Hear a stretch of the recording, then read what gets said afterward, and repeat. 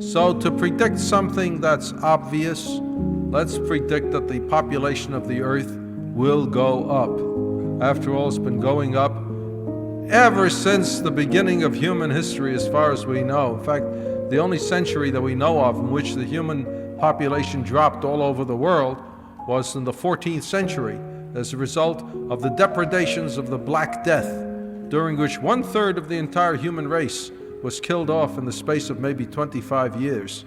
And it took the human species a full century to make up that loss. And you might wonder, because these days we could do that in maybe 20 years. And see why? See what I mean?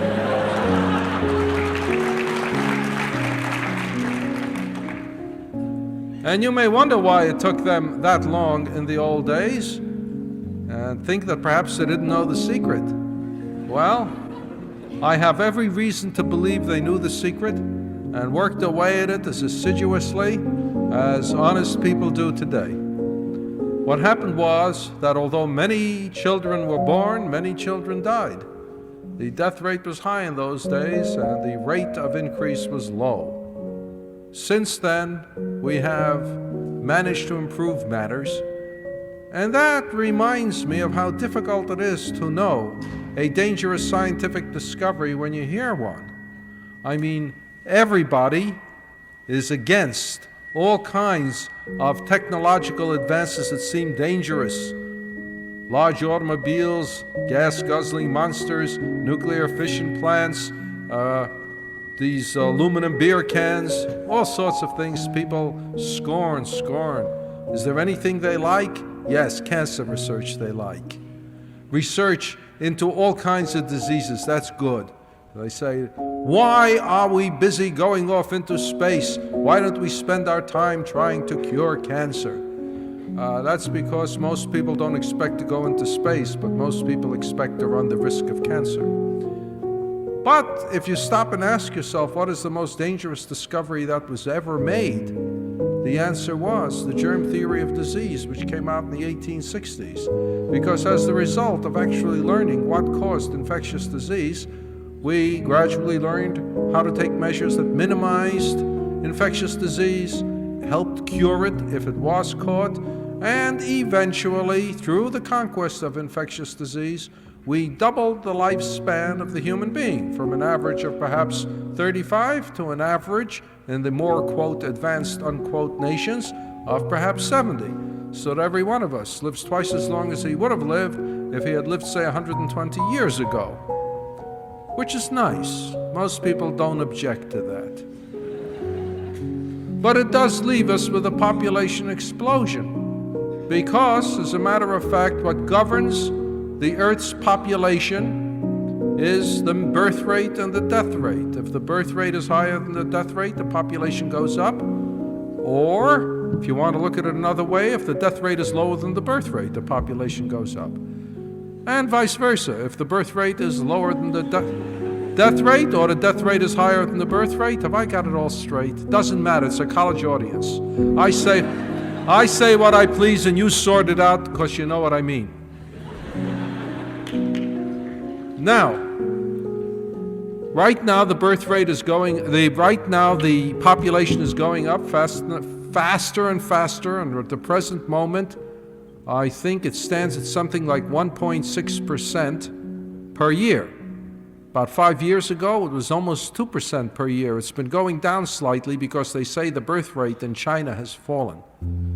We have the Chinese word for that.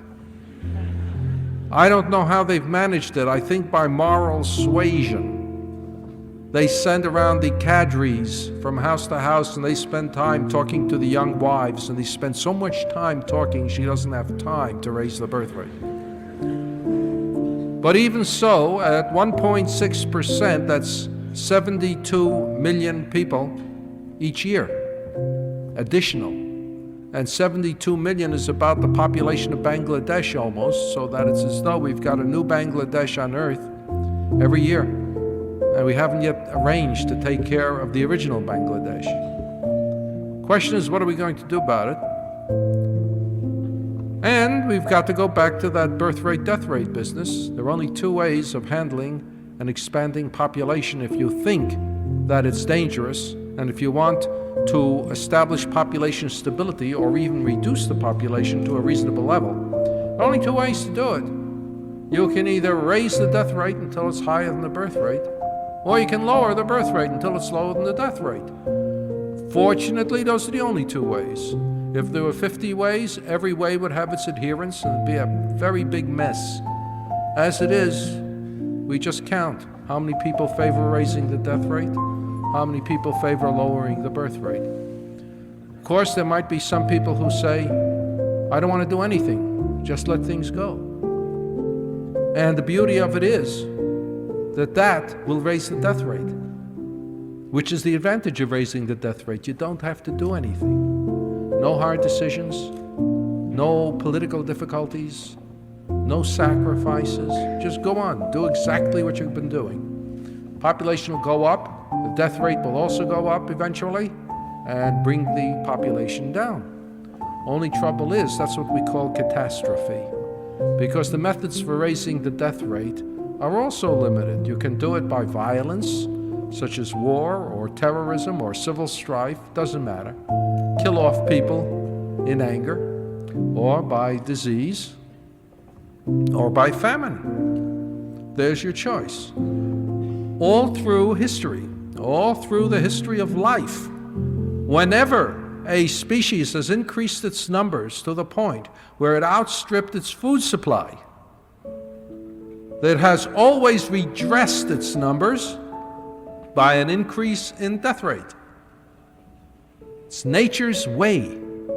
If you like things that are natural, you'll be crazy about famine.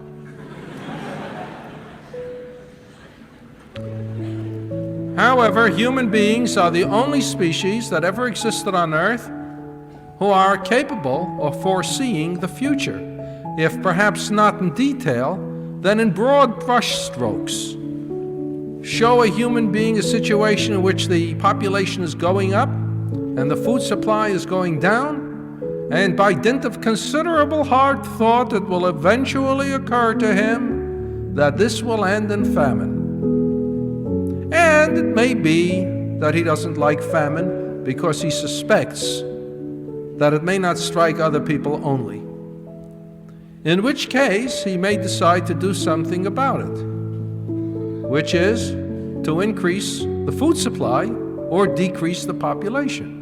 Now, of course, everyone says right away, well, let's increase the food supply, for goodness sakes. It can be done. We can support 4 billion people. What's needed is not more food. We have plenty of food. Just distribute it more decently. Fix it so that everyone gets his fair share.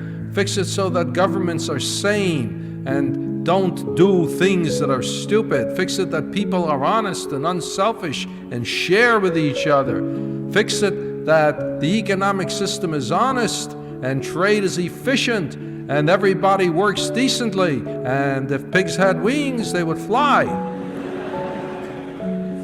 But even if that happened, in about 40 years, there'll be 8 billion people on Earth. And if you've managed to keep up with that, in 40 years more, there'll be 16 billion people on Earth.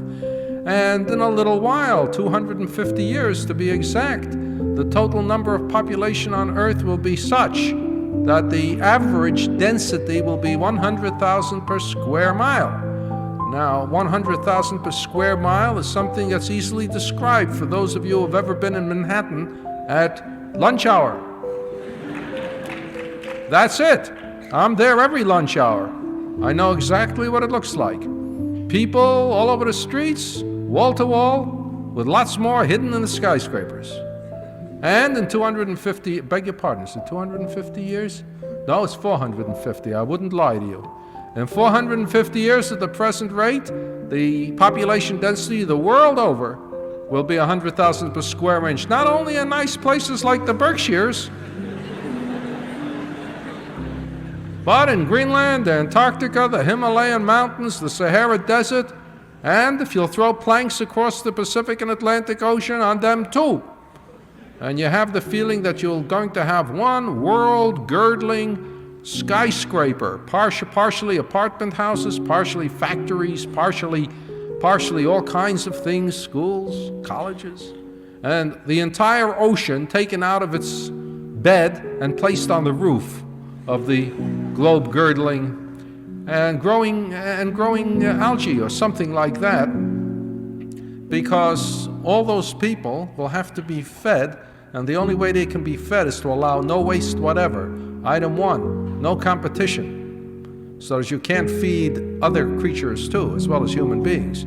That means not only no more Sumatran tigers, no more Burmese rhinoceroses, no more California condor. It means no more pussycats, no more puppy dogs, no more goldfishes, no more caterpillars, no more nothing except human beings. And of course, they can't live on something which has waste. Can't waste a thing. We've got to grow something which is 100% edible, like one-celled creatures. And for goodness sakes, you have this ocean on the apartment house roof, boiling away in the sun, just frothing over with algae, and every once in a while you have thick conduits leading down the ocean water from which you take out the algae and all the other plankton or whatever the heck it is, and you pound it and you separate it and you flavor it and you cook it, and finally you have your pseudo steak and your mock veal and your healthful sub-vegetables and so on. And then you send the water that's left over up there, but you have to grow some more algae. In addition to the algae that exists, you're going to have to fertilize them, give them nutrients. Where can you get your nutrients from, for good God's sakes? Only from chopped up corpses and human wastes. So you've got other conduits leading upward. This is not exactly such a good world, but maybe if we manage to make it, we'll be used to it. And we'll say, this is great. Except that in 40 years more, the population density of the Earth will be 200,000 per square mile. Obviously, in a relatively short time, like for instance 3,000 years, the total weight of flesh and blood will be equal to the total weight of the Earth. And in 9,000 years, it'll be equal in total weight of the known universe. So, let's face it. Sooner or later, we'll have to stop. We can't not do anything. Either the death rate will go up or the birth rate will go down. And I personally prefer that the birth rate go down. Question is, how is it going to happen? Because the disadvantage of using the birth rate going down as a method of controlling population is that it's never been tried, really, and we don't know if it'll work. So certainly we're going to have to use some method that's never been used. And I've got a method, believe it or not.